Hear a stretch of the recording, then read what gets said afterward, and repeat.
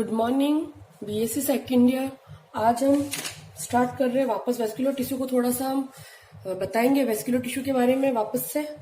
ठीक है, पहले साइकिल तक हम पढ़ चुके हैं। वेस्कुलर टिश्यू का भी मैंने बताया था, पर मैं आज वापस आपको रिपीट कर रही हूँ। वेस्कुलर टिश्यू, वेस्कुलर टिश्यू क्या होता है? वेस्कुलर टिश्यू का मतलब होता है क्या है? सहवहन उत्तक। सहवहन उत्तक, सहवहन उत्तक के रूप में एंजियोस्पर्म में क्या क्या होते हैं? जाइलम एंड फ्लोएम, यही होते हैं दोनों। और अगर इनकी स्ट्रक्चर देखें अगर एक सेल में, तो किस प्रकार से अगर होते हैं जाइलम और फ्लोएम के अंदर। और सबसे पहले तो हम ये बताते हैं, हम इसके अंदर रूट के बारे में पढ़ रहे हैं। तो रूट के अंदर हमने बताया था किस प्रकार के वेस्कुलर बंडल प्रेजेंट होते हैं। अभी इनके अंदर प्रेजेंट होते हैं एक तो radial vascular bundle, radial vascular bundle होंगे। रेडियल का मतलब होता है जैसे अगर एक सेल है उसके अंदर इस टाइप से हमें वेस्कुलर बंडल मिलेंगे एकांतरण क्रम में। यहां पर जैसे मान लो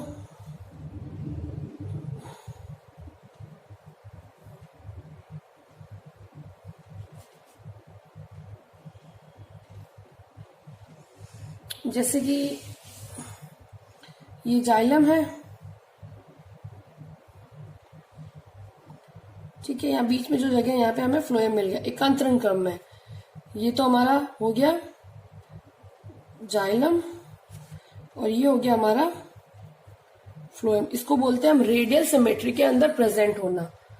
ठीक है, एकांतरण क्रम में उपस्थित होते हैं जाइलम और फ्लोएम।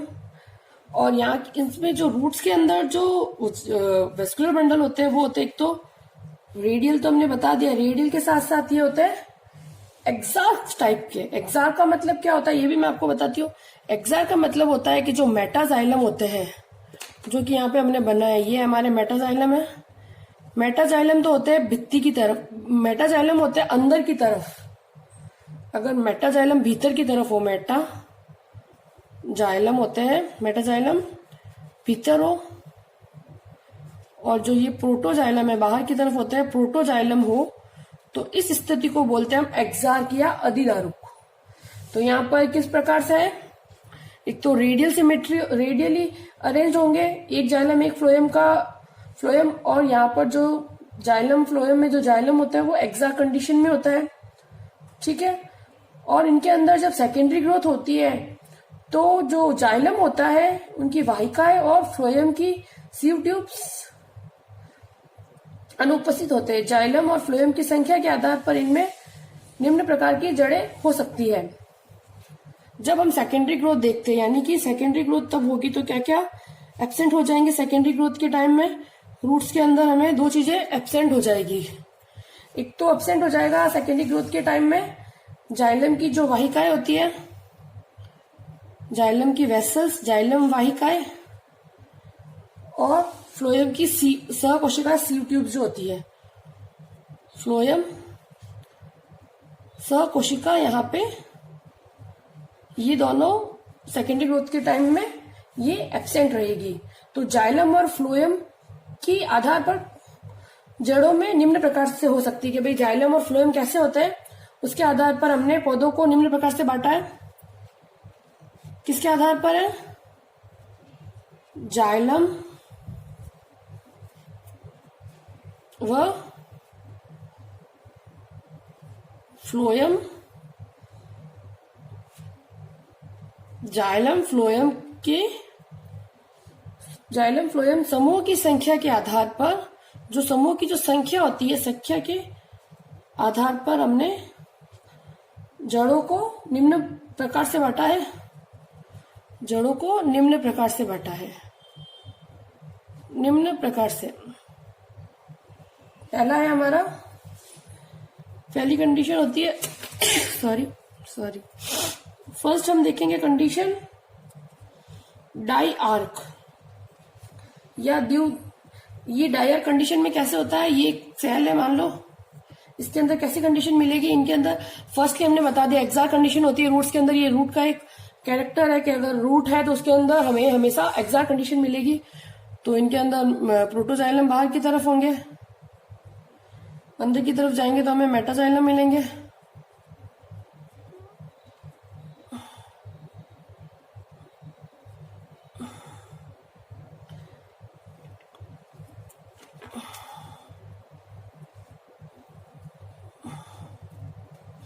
ये तो हो गया फ्लोएम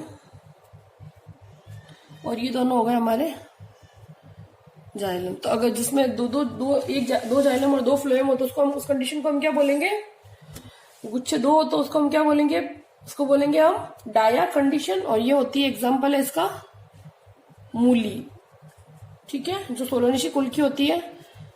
सेकंड है हमारा ट्राइआर्क कंडीशन। ट्राइआर्क कंडीशन में क्या होता है, ये ट्राइआर्क कंडीशन में हमने एक डायग्राम बनाया, अब देखिए इनमें इस टाइप से हमें मिलेगा, ऐसे यहां पे हमें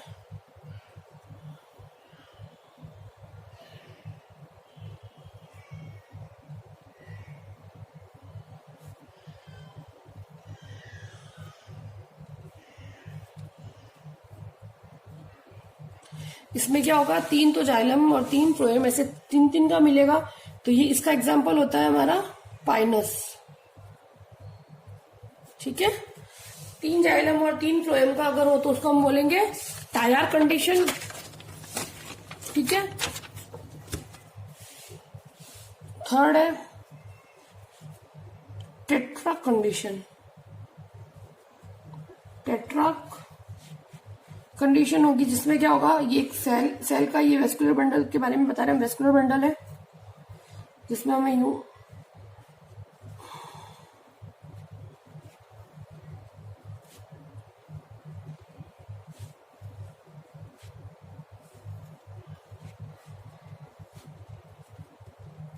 इस टाइप की, जिनमें 4 जाइलम 4 फ्लोएम होंगे, उसको हम बोलेंगे टेट्रा कंडीशन। और इसका एग्जांपल है हमारा सनफ्लावर और चना,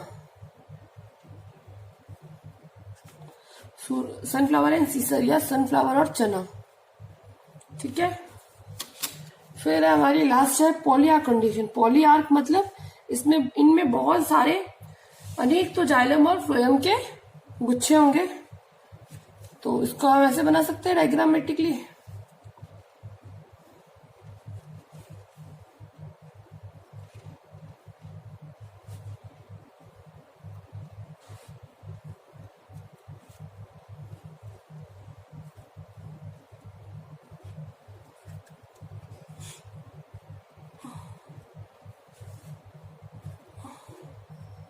इस कंडीशन में बीच में पित्त भी प्रेजेंट होता है, ठीक है। और इसका एग्जाम्पल है हमारा मोनोकॉट। जितनी भी मोनोकॉट रूट्स होगी उनमें हमें ये वाली कंडीशन मिलेगी, जिनमें बीच में पॉलीआर्क कंडीशन होगी और बीच में हमें पित्त मिलेगा, ठीक है। अगर हम इन सब उदाहरणों को देखते हैं तो हम देखते हैं कि जो डाइकॉट्स की रूट्स होती है वो डायक से लगाकर हेक्साक तक हो सकती है। कुछ पौधों जैसे निम्फिया की जड़ों में जाइलम की संरचना एक्साक के प्रकार की होती है, एक्साक प्रकार की नहीं होने होके एंडाक टाइप की हो सकती है। इन जड़ों को हम बोलते हैं हेट्राडाइक जड़ें। जनरली हमने बोला है कि जड़ों के अंदर एक्साक कंडीशन होती है। एक प्लांट है निम्फिया, इसके अंदर हम देखते हैं कि एक्साक की जगह एंडाक कंडीशन होती है, जिसको हम बोलते हैं हेट्रार्किक जड़ें। ऑर्किड्स प्लांट और पॉमी कुल के सदस्यों में जड़ों की आंतरिक संरचनाओं में वेस्कुलर बंडल्स अलग अलग रूप में स्वयं की एंडोडर्मिस के द्वारा ही घिरे रहते हैं। उन्हें हम बोलते हैं पॉलीस्टिलिक कंडीशन। अलग अलग कंडीशन है, हेट्राडाइक कंडीशन, पॉलीस्टिलिक कंडीशन, ठीक है। एक हमने पढ़ा हेट्राडाइक कंडीशन, अलग अलग कंडीशन बता रहे हैं हम। एक तो है हेट्राडाइक कंडीशन, हेट्राआरिक विषम दारुक, हेट्राआरिक कंडीशन, ये हमें मिली निम्फिया प्लांट में। इसमें क्या होता है, जो वेस्कुलर बंडल्स होते हैं, रूट्स के वेस्कुलर बंडल्स में एक्साक की जगह एंडा कंडीशन मिलेगी हमें, अंतःदारिक दारू के प्रकार की। और जो ऑर्किड्स और पॉमी के जो प्लांट्स होते हैं, ऑर्किड्स एवं जो पॉमी के जो प्लांट्स होते हैं, पॉमी के प्लांट्स में हमें क्या मिलती है, इनके अंदर जो वेस्कुलर बंडल्स होते हैं उसके ऊपर अलग से एंडोडर्मिस प्रेजेंट होती है। तो उसको हम बोलते हैं, इनमें जो वेस्कुलर बंडल्स पर अलग एंडोडर्मिस होती है, तो इस कंडीशन को हम बोलते हैं, मतलब ऑर्किड और पॉमी के अंदर जो वेस्कुलर बंडल होंगे उनके ऊपर अलग से हर वेस्कुलर बंडल के ऊपर एंडोडर्मिस होगी। तो इसको इस हम फेज को हम बोलते हैं पॉलीस्टिलिक कंडीशन, पॉलीस्टिलिक कंडीशन। ठीक है। वेस्कुलर बंडल में जाइलम में उपस्थित वी कोशिकाएं जो पहले परिपक्व हो जाती है और बाद में प्राय संकरी होती जाती है तथा भित्तियों पर कुंडलित होकर वलनाकार या सीढ़ीनुमा जालिकावत सेकेंडरी स्थूलन पाई जाती है तथा यह पेरिसाइकिल के नजदीक होती है। इस प्रकार के जाइलम उत्तक को हम क्या बोलेंगे? प्रोटोजाइलम। परंतु जाइलम के वे तत्व या कोशिकाएं जो भीतर की और मध्य की और भाग में समीप अवस्था में उपस्थित होते हैं उन जाइलम की कोशिकाएं मेटाजाइलम। मेटाजाइलम प्रोटोजाइलम के बारे में हमने पहले ही बता दिया कि भाई अगर हम सेल के अंदर, अगर वेस्कुलर बंडल के अंदर हम देखें जाइलम और मेटाजाइलम और प्रोटोजाइलम, जो प्रोटोजाइलम्स होते हैं वो बाहर की भित्ति की तरफ होते हैं और अंदर की तरफ होते हैं हमारे मेटाजाइलम। ये हमारे मेटाजाइलम होते हैं, बाहर की तरफ होते हैं हमारे प्रोटोजाइलम। और इसी कंडीशन को हमने क्या नाम दिया है? एक्सार्क कंडीशन। क्योंकि इसमें क्या होता है, जो ये अंदर की तरफ कौन से हमारे मेटाजाइलम और बाहर की तरफ जो छोटे वाले हैं उसको हमने बोला है प्रोटोजाइलम। और इसी कंडीशन को हम बोलते हैं एक्सार्क कंडीशन। Is that clear? और जो गेहूं का जो प्लांट होता है उनके अंदर मेटाजाइलम की कोशिकाएं जड़ के मध्य भाग में उपस्थित होती है तथा इनके अंदर जो मज्जा या जो पित्त होता है वो पूरी तरह से अनुपस्थित होता है। जाइलम उत्तक को दो प्रकार की वेस्कुलर सेल्स होती है, वाहिकी तत्व तथा वाहिनी। इनमें कौन कौन से होते हैं? एक तो होते हैं ट्रैकिट्स और वेसल्स, जबकि फ्लोएम के अंदर होते हैं सीव ट्यूब्स। इसके अलावा फ्लोएम पैरेन्काइमा भी पाया जाता है। ठीक है। इसके अंदर हम एक बता रहे, गेहूं जो प्लांट होता है, गेहूं जनरली हमने जो मोनोकॉट के अंदर ये एग्जांपल लिया है कि इनके बीच में पित्त प्रेजेंट है, पर जो गेहूं होता है उनके अंदर गेहूं में पित्त अब्सेंट होगा। ठीक है। गेहूं के अंदर पित्त अब्सेंट होगा क्योंकि इसके जो बीच का जो भाग होता है मध्य भाग में मेटाजाइलम आ जाता है। मेटाजाइलम के आने की वजह से इसका पित्त नहीं होगा, पित्त भरा हुआ रहेगा। ठीक है। और इनके अंदर जाइलम में दो प्रकार की वेस्कुलर सेल्स होती है। जाइलम में कौन कौन सी सेल्स होगी? प्लांट्स में दो टाइप की सेल्स होती है जाइलम के अंदर। तो होती है ट्रैकिट्स, वाहिनिकाएं, ट्रैकिट्स वाहिनिकाएं, और दूसरी होती है ट्रैकिट्स के अलावा होती है वाहिकाएं, वेसल्स। और फ्लोएम के फॉर्म में होती है इसके अंदर। फ्लोएम के फॉर्म में कौन कौन सी होती है? एक तो होता है फ्लोएम पैरेन्काइमा और एक होती है सीव ट्यूब्स। चांदनी नलिकाएं, सीव ट्यूब्स, और दूसरी है फ्लोएम मृदुत्तक या फ्लोएम पैरेन्काइमा। ठीक है। जब हम एक वेस्कुलर बंडल की एक प्राइमरी स्ट्रक्चर देखते हैं तो उनमें जो प्राइमरी वेस्कुलर बंडल्स होते हैं उनके अंदर फ्लोएम रेशो का अभाव होगा। कुछ पौधों जैसे मालवेसी, फेबेसी और एनोनेसी के अंदर हम देखते हैं फ्लोएम रेसे प्राइमरी फ्लोएम के अंदर उपस्थित होते हैं। जिम्नोस्पर्म के जो शंकुधारी वृक्ष होती है उनकी जड़ों की आंतरिक संरचना में कभी कभी हमें रेजिन की नलिकाएं भी मिलेगी।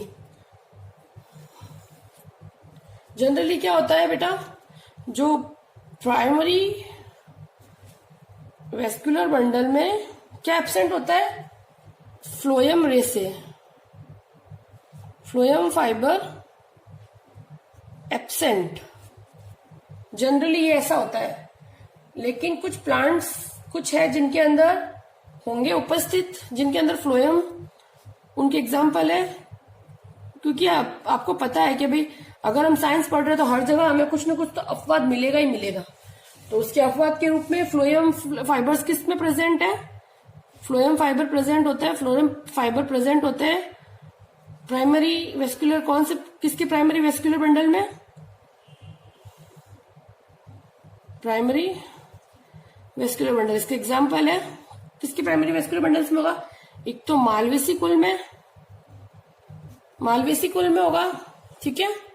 और एक होगा हमारे फैबेसी में और एक एनोनेसी में, एनोनेसी और फैबेसी, इन तीन कुलों में हमें क्या मिलेगा?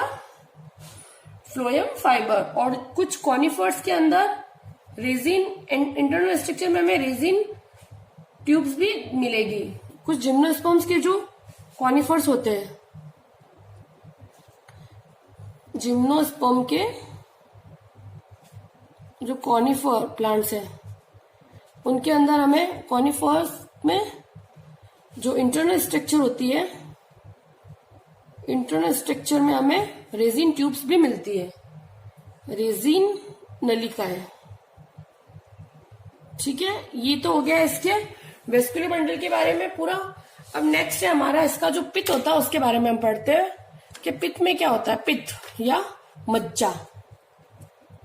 नेक्स्ट भाग है इसका मज्जा या पित्त। ठीक है, इसमें हम बताते हैं क्या होता है मज्जे में। जनरली क्या होता है, इनमें जो मज्जा होता है, जो पित्त होता है, वो कैसा होता है? मृदुत्तकीय। मृदुत्तकीय यानी कि पैरेन्काइमेटस टिश्यूज का बना होता है, परंतु जनरली तो ऐसा होता है, पर कभी कभी हमें स्क्लेरेन्काइमेटस भी हो सकता है, दृढ़ोत्तकी सेल्स का बना हुआ भी हो सकता है। यहाँ पर मज्जा के स्थान पर एक खोखली नलिका पाई जाती है, परंतु जो मोनोकॉट्स के अंदर गेहूं में मज्जा अनुपस्थित होगी, और जो मज्जा के स्थान पर किसी प्लांट में मज्जा के स्थान पर खोखली नलिका।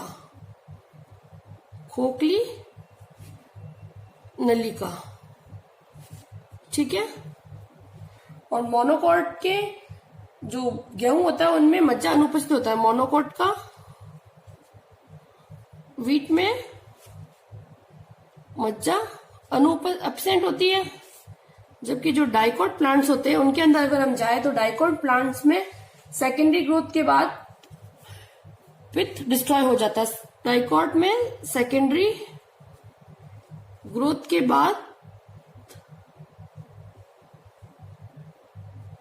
पित्त जो होता है वो नष्ट हो जाता है।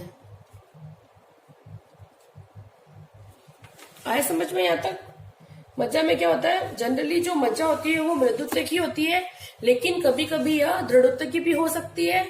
देखा जाए तो मज्जा के स्थान पर एक खोखली नलिका होती है।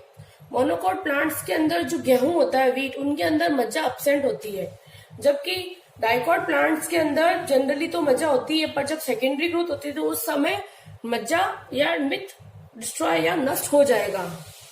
ठीक है, अब हम पढ़ते हैं नया anatomy of dicot root. Dicot root की एनाटॉमी के बारे में पढ़ते हैं। वैसे हम प्रैक्टिकल में भी इसको अच्छे से डिस्क्राइब करेंगे वापस, पर एक बार अभी थ्योरेटिकली पढ़ लेते हैं। हम थ्योरेटिकली पढ़ते हैं क्या होता है एनाटॉमी ऑफ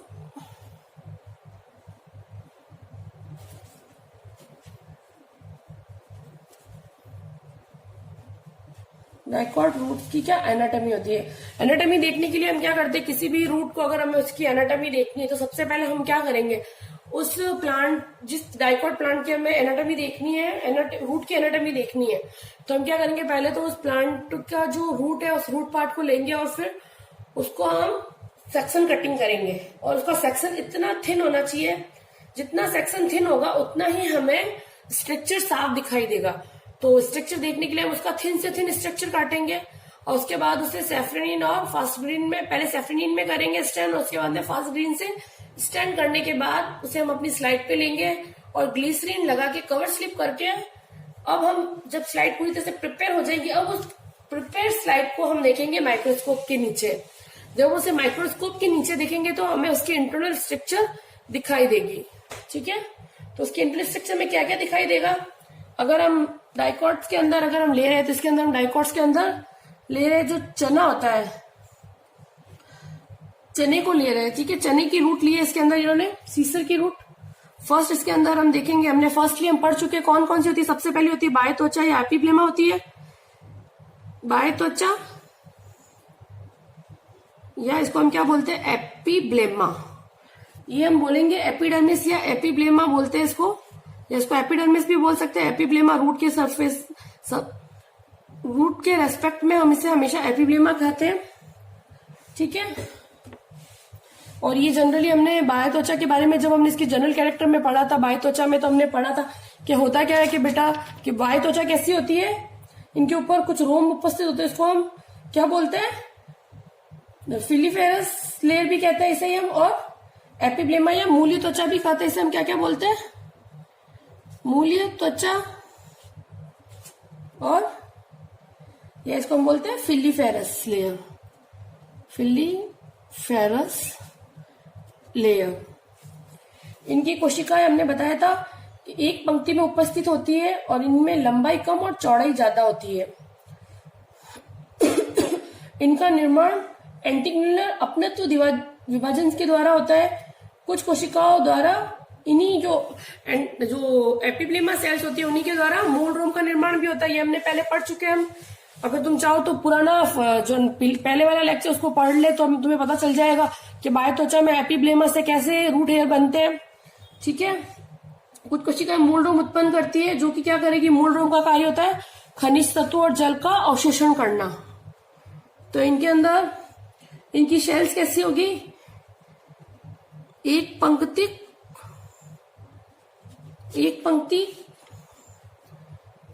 में होगी, और इनमें क्या हो गया, लंबाई कम, इनकी कोशिकाओं की लंबाई तो होगी कम, वह चौड़ाई होगी ज्यादा, चौड़ाई ज्यादा होती है, ठीक है। और इनके अंदर इनका निर्माण कैसे होता है, एंटीक्लिनल डिवीजन से, एंटीक्लिनल डिवीजन के थ्रू इनका निर्माण होता है। और इसी की कुछ सेल्स एपिब्लेमा की कुछ सेल्स, एपिब्लेमा की सेल्स क्या बनाती है, एपिब्लेमा की सेल से बनता है रूट हेयर। और रूट हेयर का काम क्या होता है, रूट हेयर क्या करता है, रूट हेयर करेगा जल व खनिज लवणों का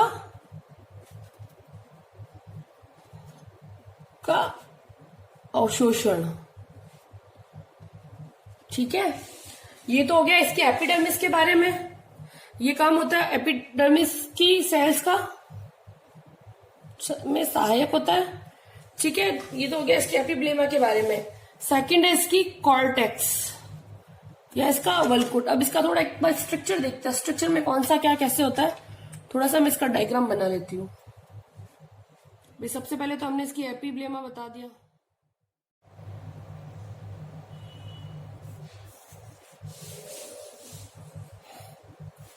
अभी हम स्ट्रक्चर बना रहे हैं, इसकी एक रूपरेखा बना रहे हैं। सबसे बाहर होंगे हमारे एपिडर्मिस की लेयर, ठीक है।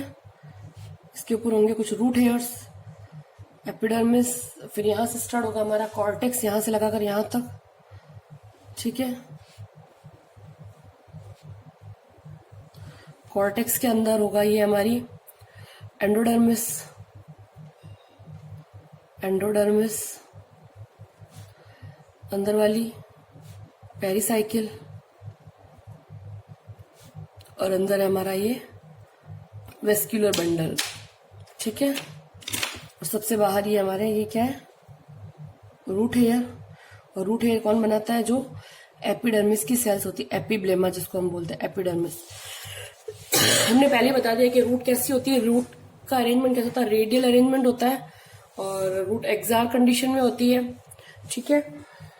तो एक्सार कंडीशन मेटाजाइलम अंदर की तरफ, ये मेटाजाइलम अंदर की तरफ है। इस कंडीशन अगर हम देखा तो ये मेटाजाइलम है, इनको मेटाजाइलम बोल सकते हैं, इनको प्रोटोजाइलम। ये तो हुए मेटाजाइलम और ये हो गए हमारे प्रोटोजाइलम। और ये जो हमें दिखाई दे रहे ये हमारे फ्लोएम्स है, ये है फ्लोएम, और ये हमारे जाइलम। जाइलम में जो अंदर की तरफ और बीच वाला ये क्या हमारा पित्त है, जिसे हम बोलते हैं मज्जा, ठीक है। और जाइलम के अंदर ही अगर स्ट्रक्चर देखें तो अंदर नीचे की तरफ जो अंदर की तरफ है, जो केंद्र की तरफ होता है वो मेटाजाइलम है, और बाहर की तरफ होता है, परिधि की तरफ होता है हमारा प्रोटोजाइलम, ठीक है। ये तो इसकी इंटरनल स्ट्रक्चर हो गई। फर्स्ट हमने एपिडर्मिस के बारे में पढ़ लिया, एपिब्लेमा के बारे में। सेकंड है इसका कॉर्टेक्स रीजन। ये जो पूरा रीजन है इसको हम बोलते हैं इसका कॉर्टेक्स रीजन। और कॉर्टेक्स रीजन के बारे में हम पढ़ते हैं अब। क्या होता है कॉर्टेक्स रीजन। जनरली जो कॉर्टेक्स रीजन होता है उसकी सेल्स भी कैसी होती है, इसकी सेल्स भी होती है पैरेनकाइमेटस या मृदुतकीय होती है, मृदुतकीय कोशिकाओं द्वारा बनी होती है। और इन कोशिकाओं, ये क्षेत्र कहां से कहां तक होता है, यह एपिडर्मिस से लगाकर इनकी एंडोडर्मिस के बीच का क्षेत्र होता है, वहां तक फैला रहता है। और इसकी कोशिकाएं कैसी होती है, एक तो होती है इसकी कोशिकाएं सजीव होती है, पतली भित्ति वाली होती है, पतली भित्ति युक्त होती है। इसकी कोशिकाएं सजीव होती है, पतली भित्ति वाली होती है, गोलाकार होती है, यानी कि गोलाकार। यहाँ की जो कॉर्टेक्स की सेल्स अगर डायग्रामेटिकली बताए तो कॉर्टेक्स की सेल इस टाइप से होगी। ये मान लो हमारी एपिडर्मिस की सेल्स है, ठीक है, नहीं सॉरी, ये हमारी बाहर की जो एपिडर्मिस की सेल्स, एपिब्लेमा, या जो एपिडर्मिस हमने जो बोला उसकी सेल्स है, जहां से हमने रूट हेयर्स निकाले थे, इसी को हमने एपिब्लेमा भी ना।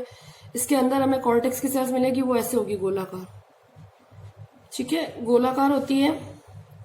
उसके अलावा इन सेल्स के अंदर क्या होता है, गोलाकार भी हो सकती है और कुछ अंडाकार भी मिल जाएगी, अंडाकार होती है। उसके अलावा यह बहुकोणीय भी हो सकती है, बहुत सारे कोण होंगे जिनमें बहुकोणीय। इसके अलावा इन कोशिकाओं के बीच में हमें इंटरसेलुलर स्पेस भी मिलता है, अंतर कोशिकीय अवकाश, अंतर कोशिकीय अवकाश, ठीक है, ये हमें इसमें मिलेगा। और कई बार क्या होता है, इनके अंदर जो इसका इंटरसेल्युलर स्पेस होता है, जो इंटरसेल्युलर स्पेस है,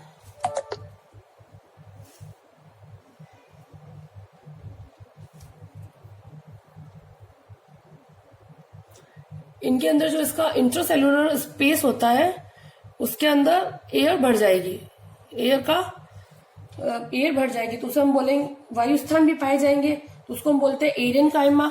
और जो ये होते हैं इनको हम क्या बोलते हैं, यहाँ पर ये जो अंतकोश के अवकाश होते हैं वहां पर क्या पाए जाते हैं, वायु स्थान, यानी कि यहाँ पर वायु भरी रहती है। कॉर्टेक्स की क्षेत्र की कोशिकाओं का मुख्य कार्य क्या होता है, इसका कार्य क्या होता है कॉर्टेक्स का, जो हमने पहले पढ़ा था, एक तो यह स्टोरेज टिश्यू की तरह कार्य करता है, स्टोरेज टिश्यू की तरह वर्क करता है, या इसीलिए इसको हम बोलते हैं भरण उत्तक, ठीक है, आए समझ में कॉर्टेक्स यहां तक, ठीक है। और जो डाइकोट्स होता है उनके अंदर, कॉर्टेक्स के अंदर ल्यूकोप्लास्ट, गोंद और रेजिन इत्यादि मिलेंगे हमें। डाइकोट्स के कॉर्टेक्स के अंदर क्या मिलेगा हमें, एक तो मिलेगा ल्यूकोप्लास्ट, गोंद, रेजिन और टैनिन, ठीक है। अब हम पढ़ेंगे तीसरा, एंडोडर्मिस। एंडोडर्मिस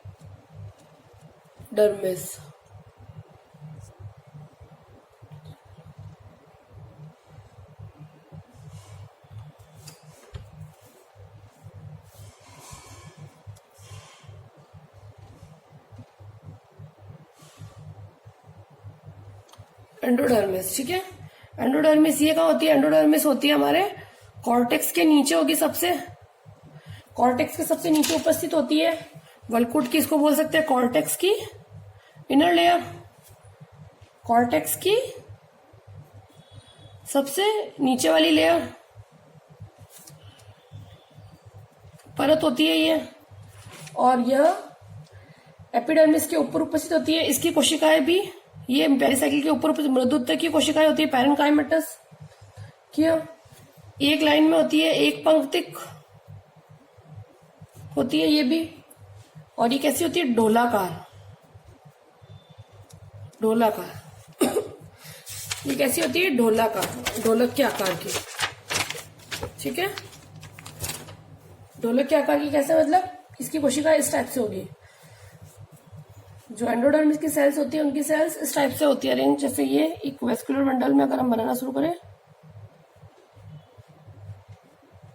इस टाइप से हमें इसकी कोशिकाएं मिलेगी ढोलकाकार, ये ऐसे ढोलकाकार होती है, ठीक है। ये हमारी एंडोडर्मिस है, ठीक है। इनकी कोशिकाओं में क्या होता है, सुबेरिन की पट्टिकाएं पाई जाती है, जिनका रेडियली डिपोजिशन होता है, जिसे हम बोलते हैं कैस्पेरियन स्ट्रिप्स। तो यहाँ पर क्या प्रेजेंट होती है? Casparian strips. कैस्पेरियन स्ट्रिप्स क्या होती है? जो एंडोडर्मिस की सेल्स होती है उनके ऊपर, एंडोडर्मिस की सेल पर सुबेरिन का स्थूलन, एंडोडर्मिस की सेल्स पर सुबेरिन का और ये स्थूलन, स्थूलन कहलाता है कैस्पेरियन स्ट्रिप्स। ये जाइलम के पास में उपस्थित, जो जाइलम के पास में जो एंडोडर्मिस होती है, जाइलम के पास वाली एंडोडर्मिस, पास वाली जो एंडोडर्मिस होती है बड़ी और पतली भित्ति युक्त होती है, बड़ी व पतली भित्ति युक्त। जबकि जो हमारी पतली भित्ति युक्त होती है ये क्या करती है, जो यहाँ और पतली भित्ति युक्त होती है, यहाँ पर कैस्पेरियन पट्टिकाओं का स्थूलन भी नहीं होता है। कैस्पेरियन पट्टिकाओं का, स्ट्रिप्स का पट्टिकाएं भी अनुपस्थित होती है, एब्सेंट होती है। इसीलिए इनको हम क्या बोलते हैं? इसे हम बोलते हैं, इसको बोलते हैं पैसेज सेल, पैसेज या मार्ग से सेल्स। इनका कार्य क्या होता है? इनका कार्य होता है वर्लकुट की कोशिकाओं से जाइलम तक। इनका मुख्य कार्य क्या होता है? जो कॉर्टेक्स सेल्स है, कॉर्टेक्स सेल से जाइलम तक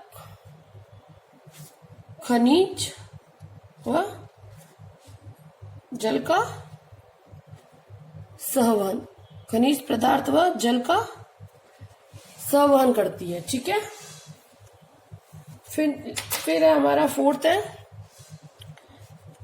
पेरिसाइकिल। पेरिसाइकिल का प्रेजेंट होती है एंडोडर्मिस के नीचे और वेस्कुलर टिश्यूज के जस्ट ऊपर। ये कैसी होती है? पतली भित्ति युक्त होती है, ये भी पतली भित्ति वाली होती है,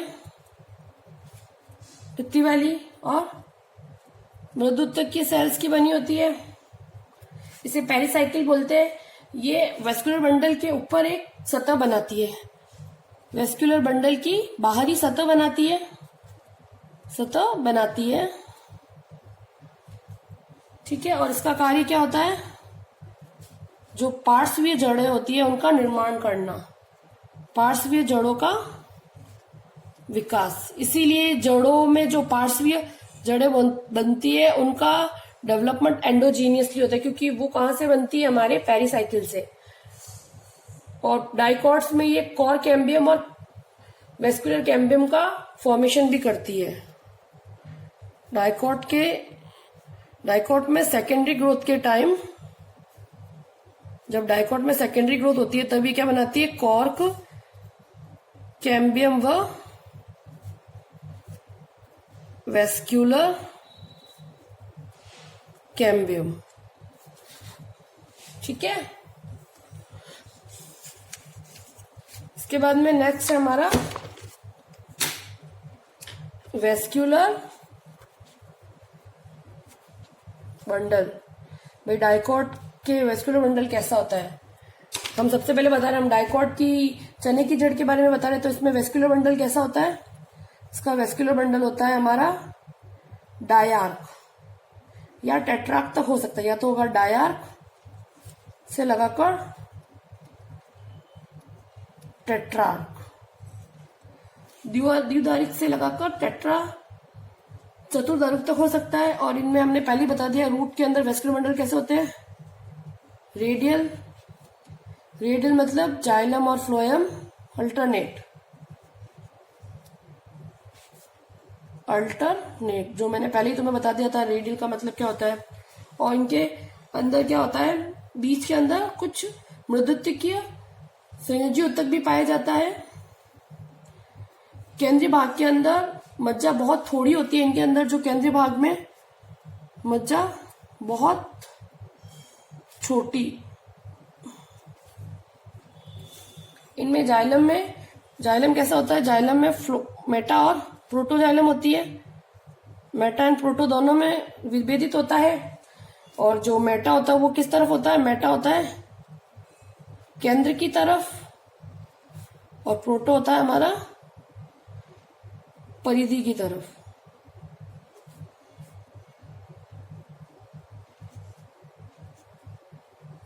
इस टाइप से अरेंजमेंट होगा इसमें, सॉरी इसका अरेंजमेंट इसमें यहाँ पे बता के बताती हूँ मैं। इसमें इस टाइप से अरेंजमेंट मिलेगा हमें,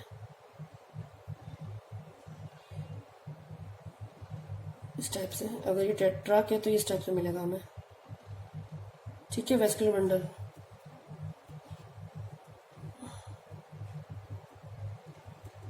ये बीच वाले हो गए हमारे मेटा, और ये प्रोटो जाइलम, ठीक है। और बीच वाली जो हो गई हमारी मज्जा, ठीक है। और इनमें एग्जैक्ट कंडीशन मिलती है। देखो इसको हम क्या बोलते हैं, इस कंडीशन को बोलते हैं हम, ये जो बाहर की तरफ मेटाजाइलम का एग्जैक्ट कंडीशन किसे बोलते हैं, एक बार डेफिनेशन लिख लीजिए एग्जैक्ट कंडीशन की।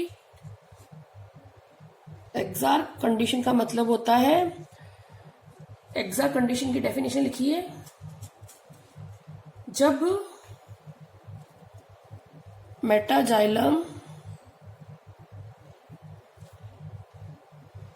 परिधि की ओर तथा protoxylem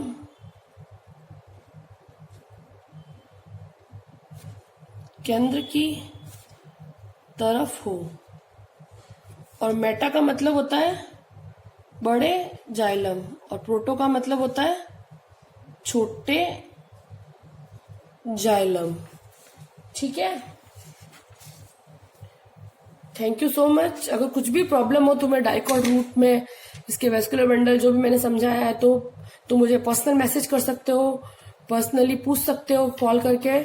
thank you so much. Next हम कल पढ़ेंगे, ठीक है।